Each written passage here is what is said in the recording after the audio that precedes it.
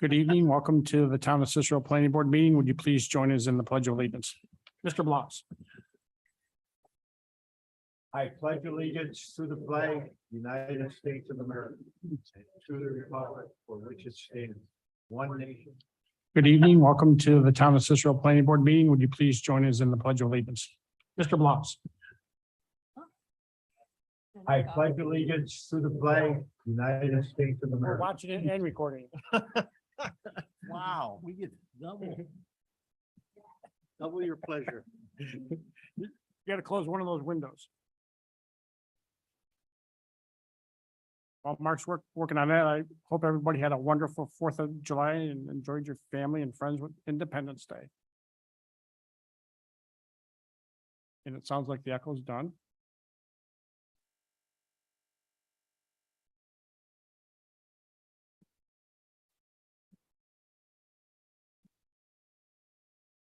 First item on the agenda is the approval of the minutes from the June 15th meeting. Everybody's had a chance to review, especially Mr. Snyder.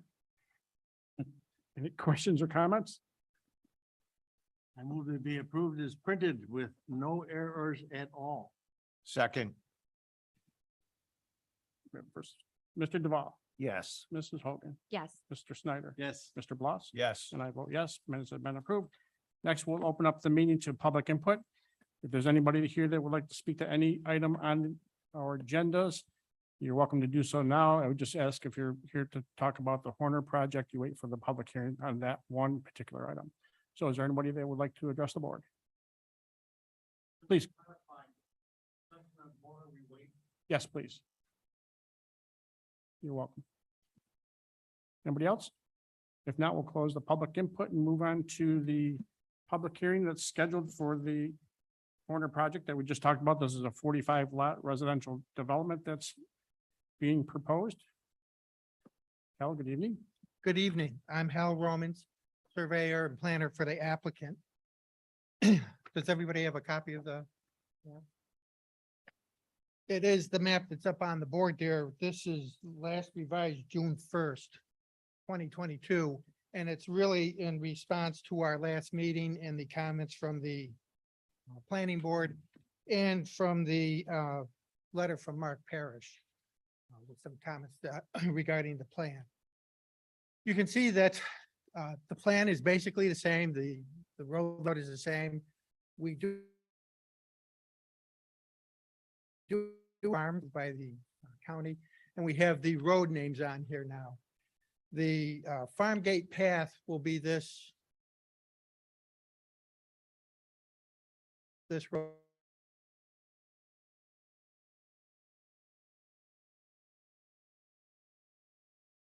Roads.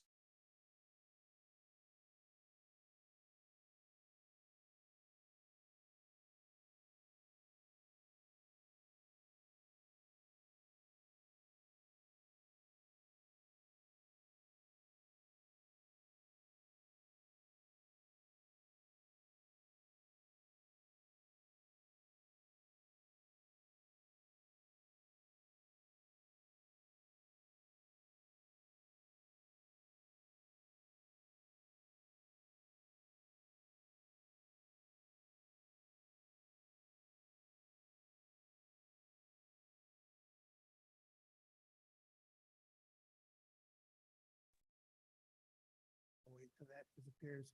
Okay, so what's changed on the plan? Once it comes back up, I'll try and outline what I've changed on it. We made the minor changes that Mark requested in his May review letter. There's 3 or 4 things that are left outstanding that I'll go over with you at the end. But one of the things that we did here is we located this tree line that comes down through here. And we moved this open land space line towards the north or towards Lake Shore Road and increased this open space along here. On the east side along Wallington Meadows, what I did there was it was 25 foot. I made it 50 feet wide, so I doubled it.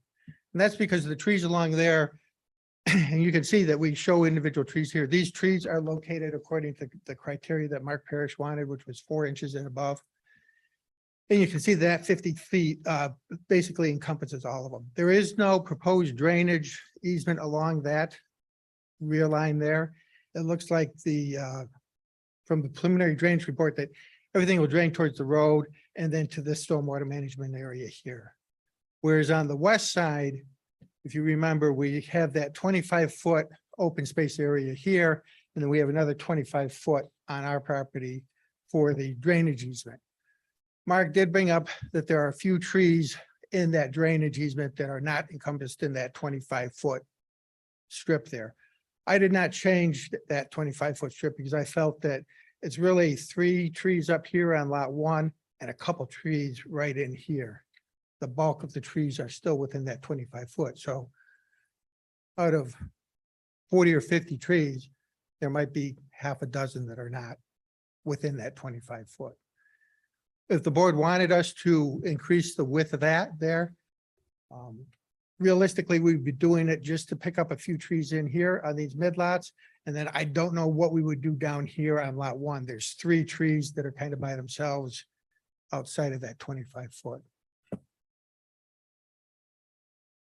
Our field crew noted that some of the trees within the 2 open space strips, the one on the east and on the west, there are a bunch of ash trees. And as you know, those ash trees are dying off because of the ash borer. So I would assume that we would probably, during construction, be removing dead ones. Because there's no sense in leaving a dead tree standing there that somebody's going to complain either from our development or the adjacent development that it was left there. So that is one thing that you would see as construction goes on. And that's something you see all across the county. Ash borer is killing off all the ash trees. County's paying millions of dollars, but the city of Syracuse to take them all down within the county, and the city of Syracuse doesn't make sense for us to leave anything that's ash that's dead or dying. Still significant amount of trees 4 inches and above. Other varieties such as hickory, apple, buckthorn. So there are still a bunch of other trees there. So what did that do by increasing the open space? What it did is we now have 3 more acres of open space than we had before. So we've increased the amount of open space that we have. The language for the open space, Jan Kublik, my client's attorney, has been working with Neil Germain and is finalizing the language on that. And Neil can go into it a little bit, but it sounds like they've got one last review to do in the language just what he wants. He talked about having it done 2 ways. You would dedicate an easement against the whole subdivision before the lots go out, and then it'd also be encumbered as each lot is sold off. So there would be almost 2 sets of documentation to record that. And then there would also be the fact that we show it on the final plan, or what would be the final plan here. We would add a note like Mark wants, saying that the trees located are 4 inches in diameter and above. Other than that, the changes were really minor to address the review letter by Mark Parrish. There were some additional drainage structures that he wanted to see out here. We added those. They've been added to the engineered drawings. Mark has copies of those. So out of Mark's May review, really the things that he said that were outstanding is adding a note saying that the trees located within the 2 strips are 4 inches in diameter and above as per his request. He brought up this area on the west here, the fact that there are a few trees outside of the open space strip, and put it to you, a question to you really. Did you want to try and do anything on that as far as trying to, I don't know if you'd say you'd want to try and bump it out at those 2 locations. It doesn't make sense to bump it out globally because it's really only 2 small areas. Hal, can I just clarify that, please? So along that west side, there's a 30-foot drainage and then the 25-foot green area, right? And you're saying the way you're presenting now, there's about 12 trees that would come down? See, if you look. See these 3 Yeah. trees here on Yep. lot 1, and then see on lots 5 and 6. to see a few trees in there and then make maybe one there. Some of it's the crown of the tree that's coming over the open space, not the trunk itself. So that's really what Mark brought up. We made a revision to the drainage easement. It's still 30 feet wide for the majority of it. It widens out on lots 8 and 9. And that's because it starts to go into the detention facility on the south there. So if you were going to bump that green space out, I see it only really being required to have maybe 5 feet done in the middle here. And I don't know if you would want to do anything for those 3 trees on lot 1. I look at it as 3 trees out of what is probably 35 or 40 trees there.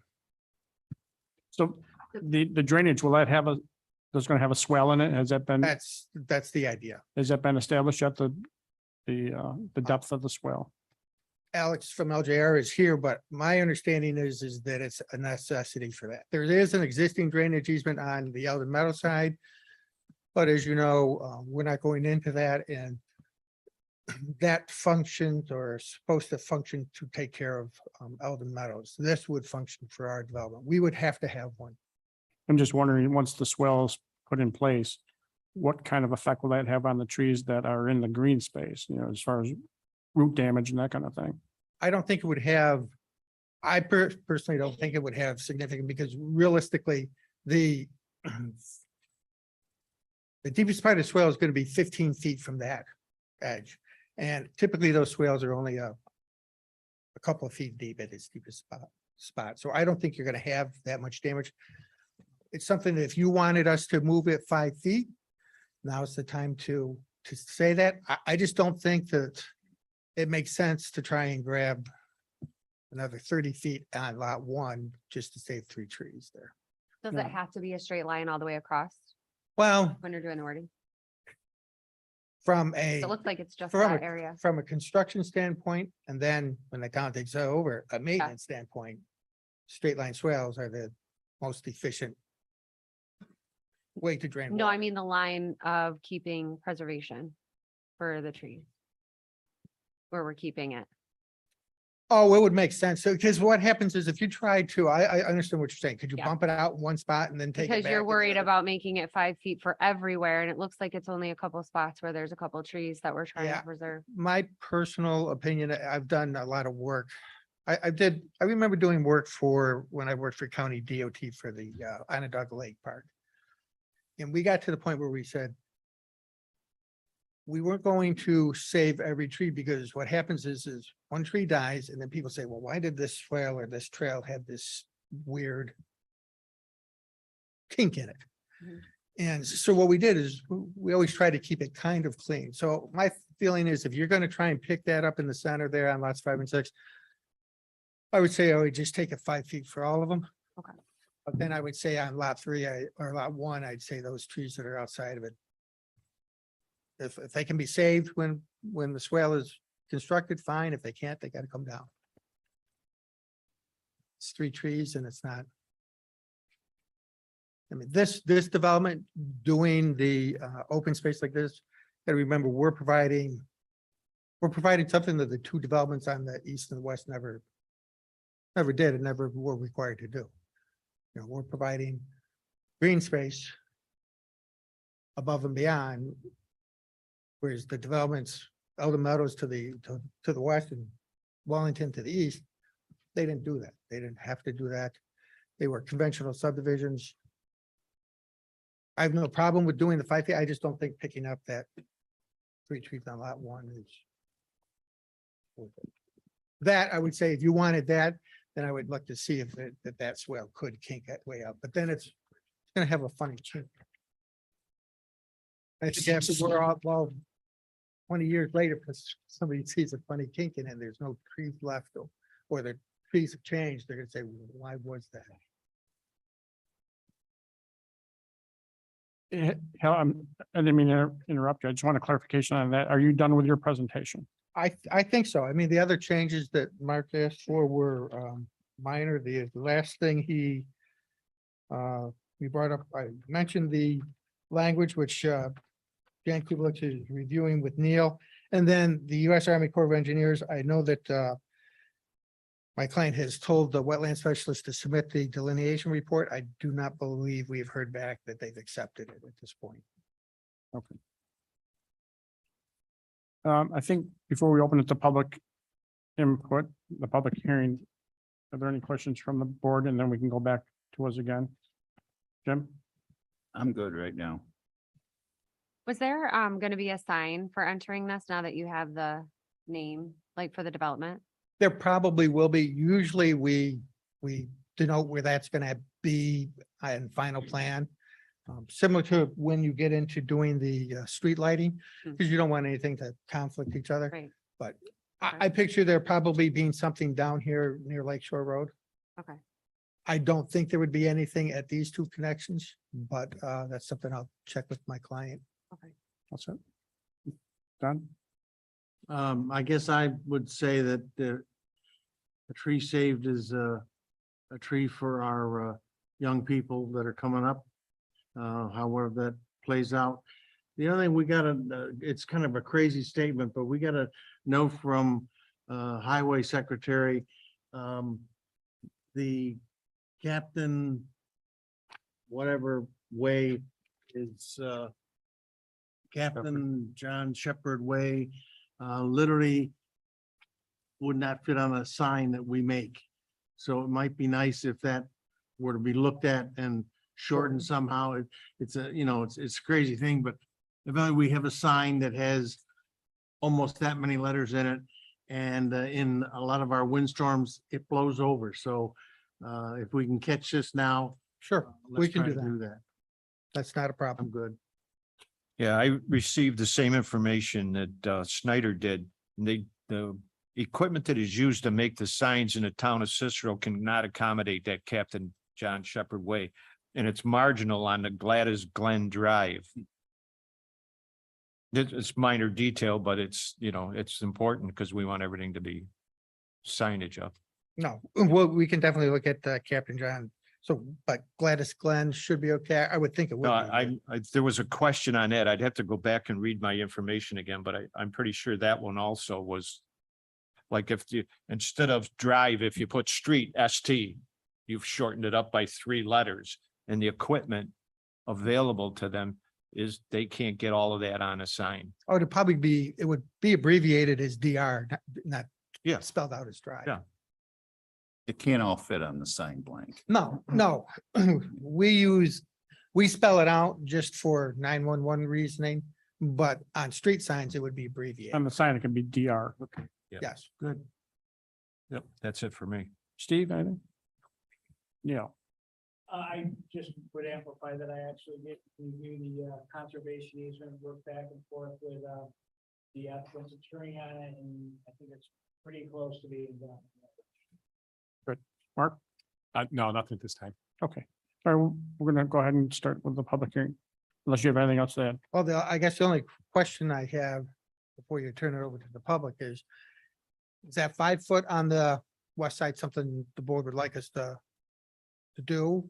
Because now's the time to, I say yes on that. Yes. Yes. so I'll do the 5 foot. That's not a Do we problem. say the whole thing or should we just do it in those? No, I'll do it the whole Easier to do thing. the whole- I'll do it the whole Okay. thing. I don't like one neighbor to sit there and say, well, Yeah, I got 5 feet more Yeah. than you have. I want them to be, Probably not lot 8 and 9 though, right? lot 8, 9 probably won't be because it's already wider than Mhm. Mhm. 30 feet there. Mhm. It might, I'll look at it. We might still just do it just to keep it clean. We'd like to just keep it clean. So I'll do that and the note about the tree sizes that were located. Okay. Okay? Terrific. thank you. you. With that, we will open the public hearing. Keep in mind, this is an opportunity for you to share with the board your thoughts and feelings on this. This is not a dialogue back and forth. It's not an opportunity to ask questions of the developer as well. So with that, we'll open the public hearing and then who would like to come up? You could just give your name for the record. Brad Trammell. For years now, since this project was originally discussed, the residents of Eldon Meadows and Wallington Meadows, as well as countless other residents in the town of Cicero, have stood up against this project. These citizens include, but are not limited to, our friends and neighbors, our elected politicians, firefighters, police officers, and even members of the board we stand in front of and boards previous. I personally knew this project was coming in the spring of 2015, when mere months after purchasing my home, myself, as well as those around me, received a letter from the family's attorney indicating that our fences were over the property line and had to be moved forward so that the land could be parceled. This is despite the property owners of Eldon Meadows having a verbal agreement with the original property owner that the fences were just over the line was fine. Additionally, this project does not account for any of the changes since COVID-19. It does not accurately address the water pressure and drainage issues among countless others that exist in the surrounding area. The developer and family are so hell-bent on pushing this project, they don't seem to care the impact that the development of this land will have on the surrounding area. Countless times, I and others have stood up here and addressed the issues on water pressure. Aqua says that the system is sufficient to address it. Well, as a resident of 8 years of the town of Cicero, I'm here to tell you it's not. Their computers may say it is, but we're in the real world, and we're constantly dealing with flooding and water pressure issues. I work in IT for a living. Computers are only as smart as the people that are operating them. New York State DOT says that Lakeshore and 31 can handle more traffic. The residents say it can't.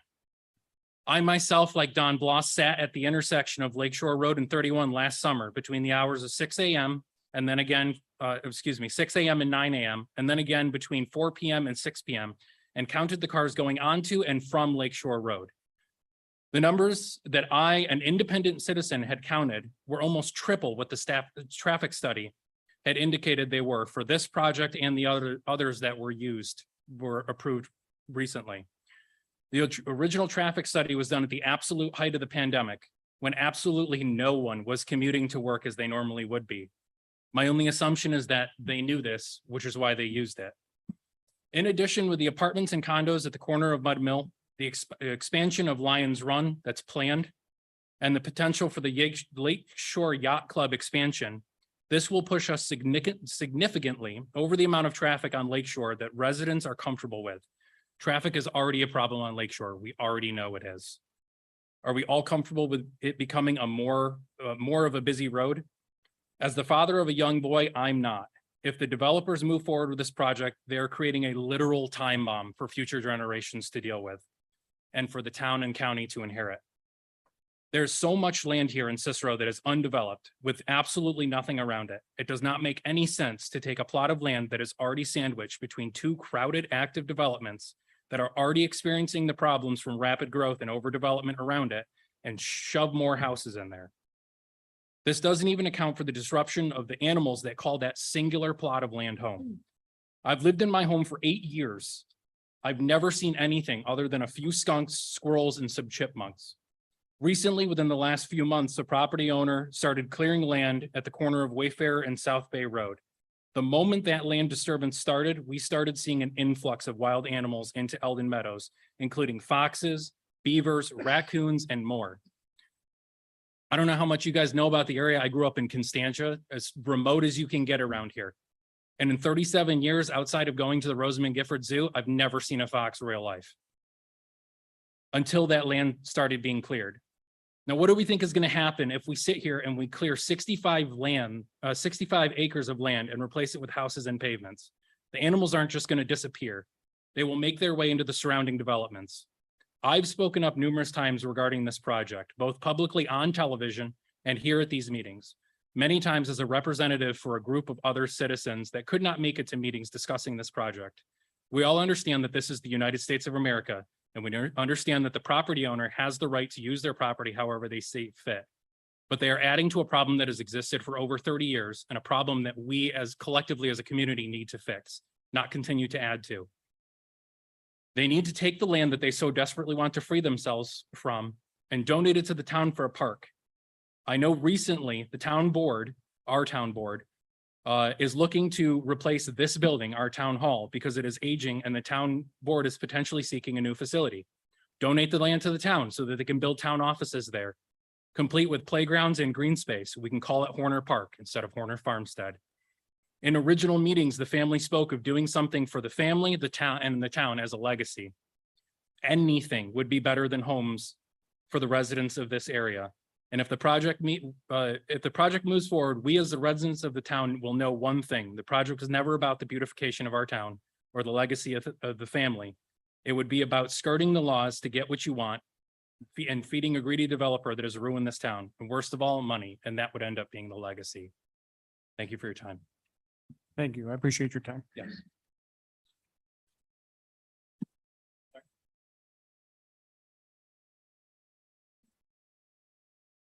Good evening. Good evening, Tom Bazzigian. So there's not a lot I can add to that, but the neighbors that I speak with, the concerns are traffic and water in and out.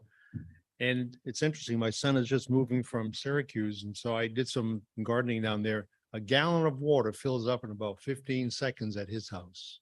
It takes me more than a minute. So there is less either flow or pressure up here, and adding 45 homes. And when I was in grad school, it was 150 gallons of water per day per person, water use. So it's just a concern. That's one of the concerns we have. And then there's water out. And I'm actually very happy with this setup. My main concern is, this is a problem when you have a chemical engineer and a civil engineer. You have real long discussions. So on the western border, how much water can that channel either going north or south, how much can it handle? Because an inch of water is 50,000 gallons per acre. And we've seen just in the last year, 4 inches of rain in a day. And not being privy to the plot size in the streets, I estimated 6 acres of impermeable land times say 4.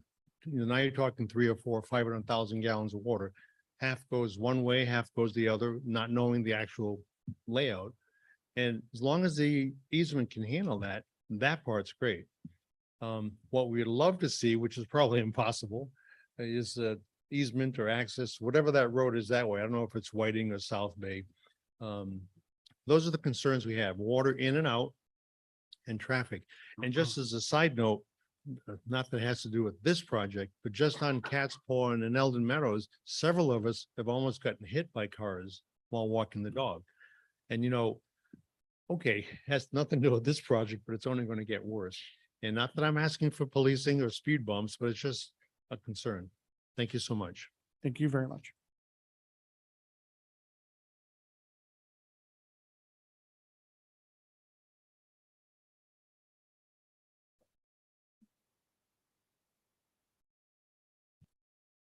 Anybody else that would like to approach?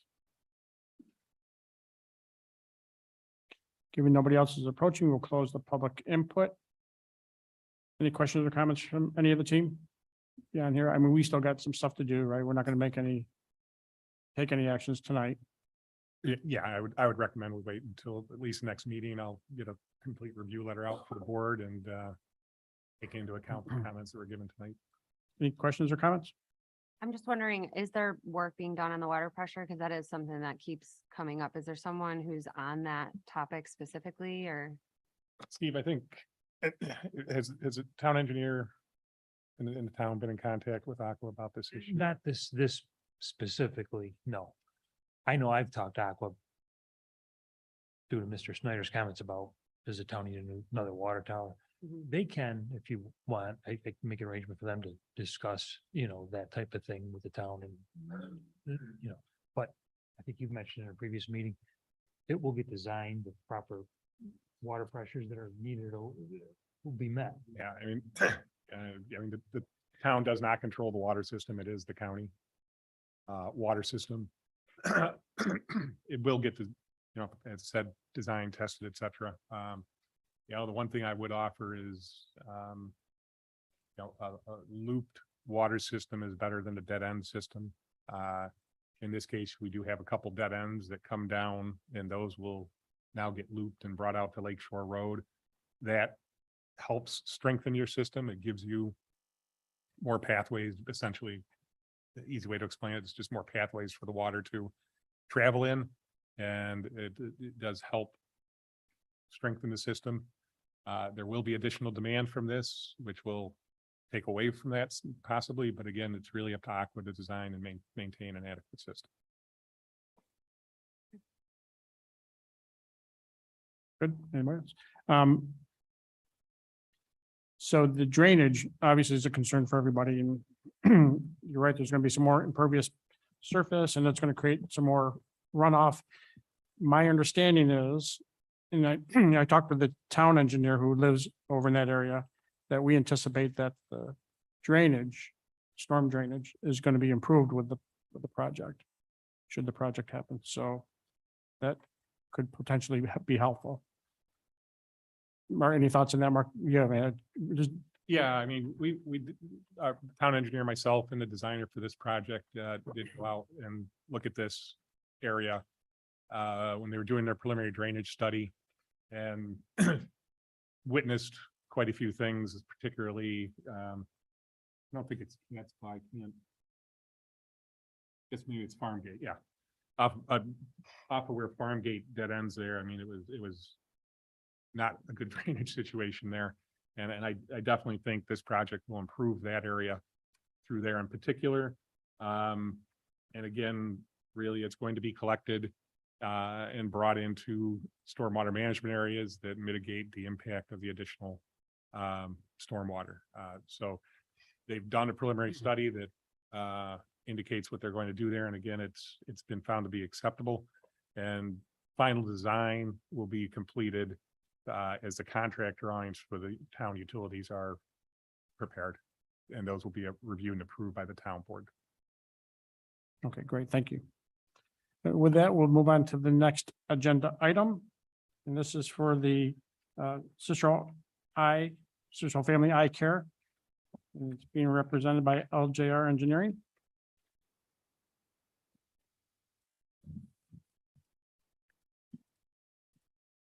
Good evening, everyone.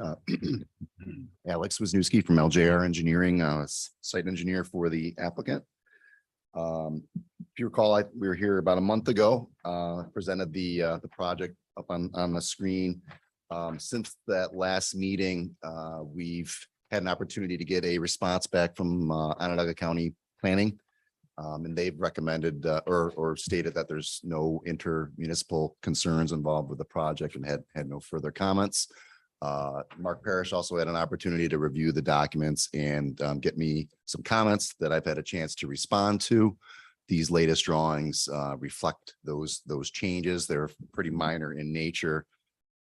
Specifically, we made some minor adjustments to the lighting plan to get some of the lighting levels a little bit more consistent throughout the site. And we've presented a image of what the freestanding sign, directional and monument sign would look like out at the driveway at Alta Drive. And there was some very minor comments to the site plan itself. I can get into those specifically if you'd like, but that was, I think Marcus issued a letter now and he's satisfied with the changes that have been made. Yeah, I'm good with that unless anybody else wants to go through the changes. They're pretty insignificant. Well said. So we'll go through questions. Mr. Duval, any questions at this point? I'm good.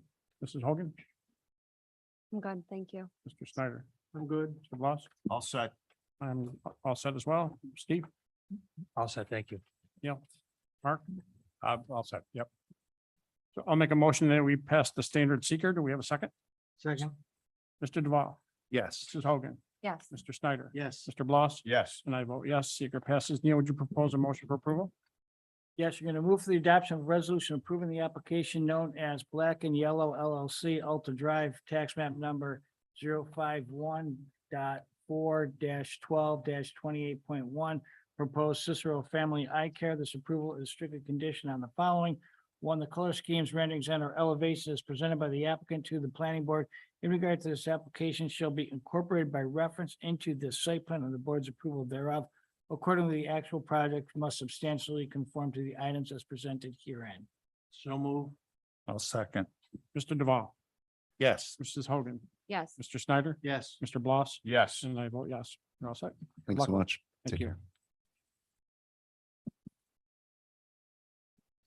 And that leads us to the last item on the agenda. This is a proposed car wash renovation for the property at 7940 Bruton Road.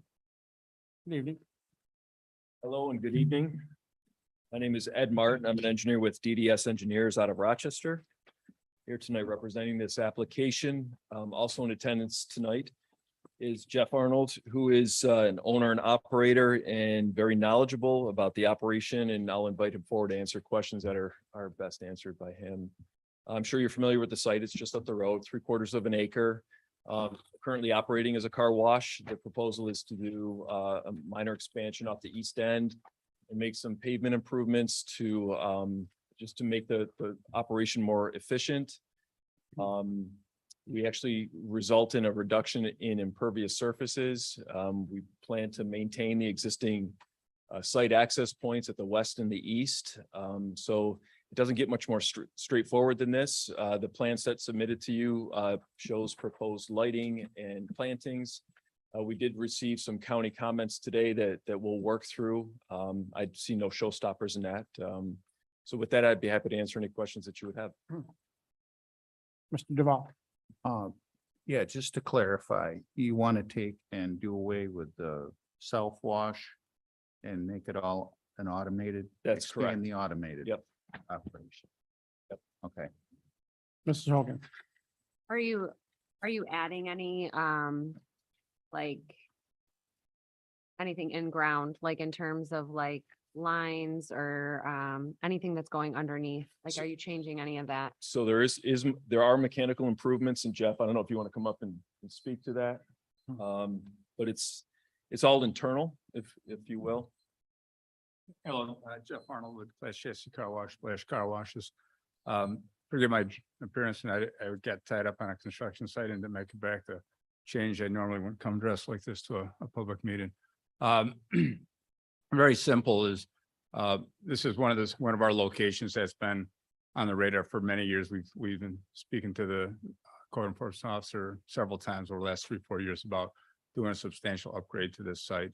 I guess more than anything, beautifying it, enlarging what's known as the tunnel wash, the assisted demand operated wash, and doing away with the 2 in-bay automatic washes that are 24 hours and the self-serve washes, which are 24 hours, and going to kind of a more controlled environment with open and closing hours.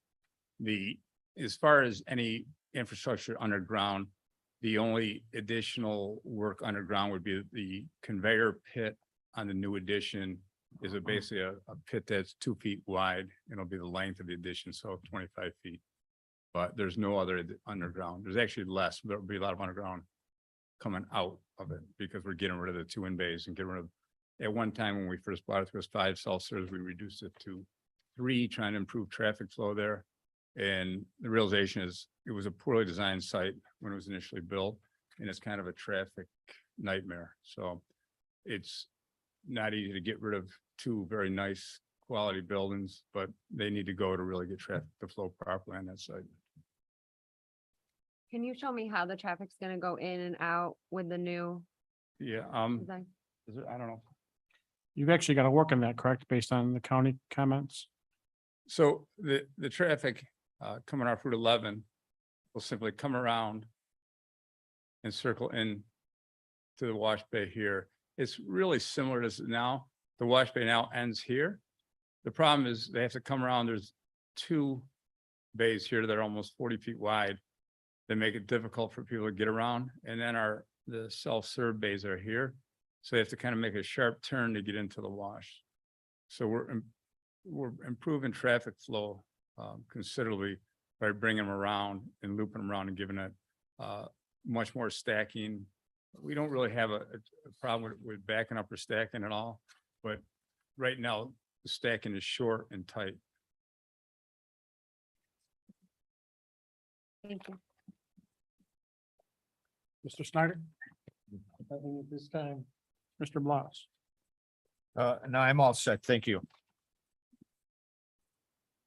There was something in here about an existing easement being eliminated. You familiar with that? Yes, I am. Easement to be abandoned?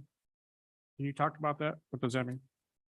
That's correct. There's a an easement, thank you, point of. Sure. That is combined at this point with Waters Group, where, again, us going into their property, they've sent us a formal letter that they no longer want that easement existing. They want it terminated, allowing us to go into the Wegmans Plaza from the rear of the site, which actually is fine by us. We have no issue with that. It's not something that we needed to do. We don't need this to become a cut through for traffic going into Wegmans. It was never designed to become a cut through traffic. There's an easement that basically is up the side of the wash here. So we're agreeable to with the Wide Water Group to eliminate that easement. We tend to like the cross connections. Guess I have to put some thought into this one. If somebody's going in here to do a car wash, you're gonna be out on the other end, so maybe it makes sense, but I'm sorry, sir. we typically like cross connections, because if somebody's in the car wash and they want to use Wegmans, it's nice to not have to go out on Route 11, right? But maybe in this case, if they're gonna do a car wash, they're getting dumped out on the Route 11 side anyways. Yeah, it's the exit point, it really, running traffic through that wash to become again, to avoid an intersection, to come through our property makes it more of a hazard, more of it's more problematic than anything for the safety of the customers, so. So you're saying some people come through the car wash just to get to Wegmans, they don't? Oh, they don't use the car wash, they just come flying through just to get, it's really it's not a good situation really to, I mean, you see people avoid intersections all the time where they do cut throughs and they figured out pretty quick. We built a new set in Williamsville 2 years ago. Strictly marked, the town was concerned about cut through, and we have no less than 100 cars a day that come zipping through to avoid the intersection, a busy intersection. And I don't know how many people avoid in a day here, but it'll alleviate that problem as well. They'll still do it. Yeah, I did 28 years with the state police, so I'm well aware that there's no shortage of people that will do that, so. But I appreciate it, so. Steve?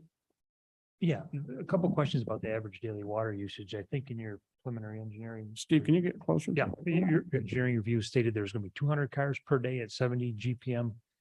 But then the calculation said 100 by 70, and we're going 7,000.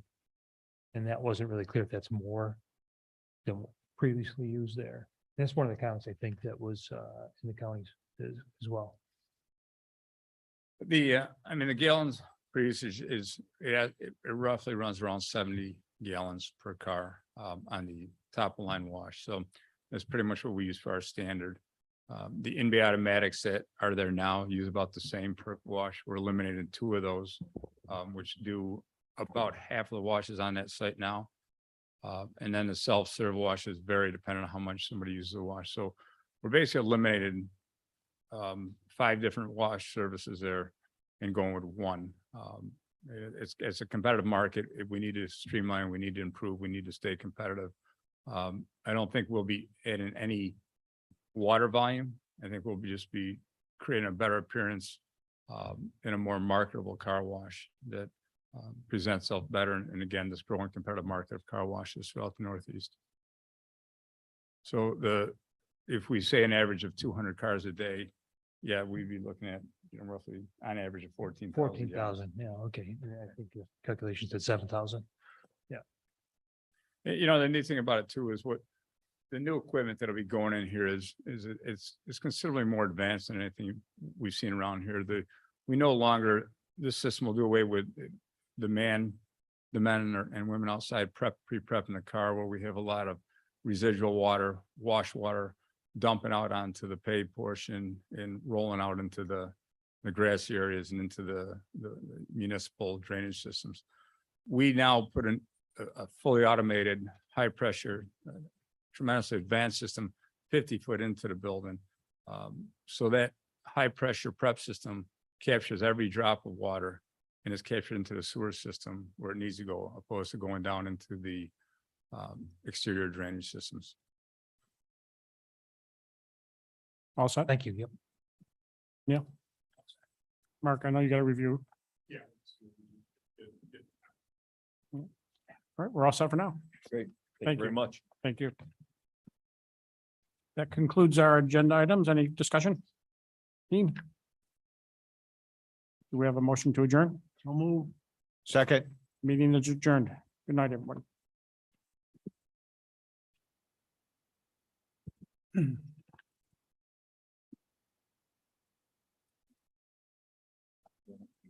Hey,